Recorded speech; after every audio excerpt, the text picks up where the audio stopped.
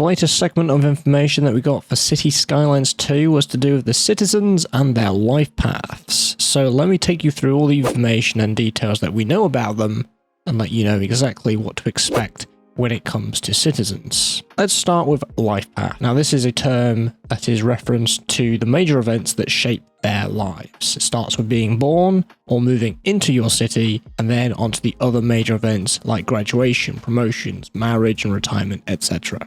Citizens are divided into age groups: children, teens, adults, and seniors. And citizens also have those different education groups, which is uneducated, poorly educated, educated, well-educated, and highly educated, which is matched with a school. From the teenage group, each citizen decides where to go, either to school or get a job. And this is based on the potential wage that they will gain in the future in a highly educated job, in comparison is if they got a low educated job now, whichever is higher they will go for. Most days will be uneventful for the citizens and follow a routine of attending school and working and spending free time, etc. They will have the good and bad days, including falling ill, have accidents, commit crime, go to jail, lose their job and becoming homeless. When your city does well, citizens have the benefits. They stay and contribute as they get older.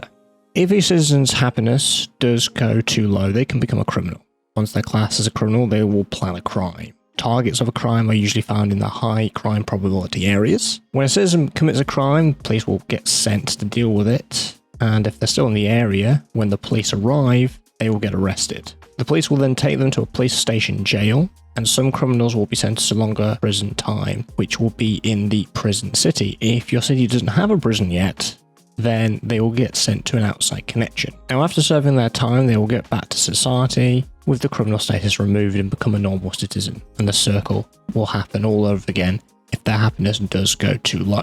Happiness is scored and tells you about an individual's health and well-being. Well-being is affected by the availability of city services and crime rates. Health is affected by healthcare and its availability, as well as all the pollution types and how much they affect. You can track happiness in the citizen info panel when you click on them. On the household tab, you can see what's affecting their happiness from positives and negatives. To ensure your citizens remain happy, make sure they have things like electricity, clean water, good plumbing, regular garbage collection, reduce pollution as much as possible, keep crime to a minimum, they have high-speed internet, stable places to live, healthcare. You get the point. Families need space, so will benefit from larger houses in low-density areas. As for singles and students, they will benefit from apartments with low rent in busy areas. Healthcare needs to be within driving distance of their home, especially with the elderly. Multi-stage generations can live in the same household, so you might have the age groups of children, adults and teens all together in one household. And some households may have dogs as well. Citizens also need leisure, and those options include city outdoor and indoor recreation. That includes parks and plazas, landmarks, sports venues, and then there's also shopping, restaurants, bars and travel. And all those different options will affect the city attractiveness, which affects tourists. Citizens from outside connections will visit your city as tourists, and they'll stay at hotels, visit leisure locations, spend money in shopping areas, which will bring additional funds to your city. With all that in mind, there is a life path journal. This records everything that happens to them when you opt to follow them. You click on them and then you opt to follow them themselves. It will show personal details, happiness score, and their chirper feed.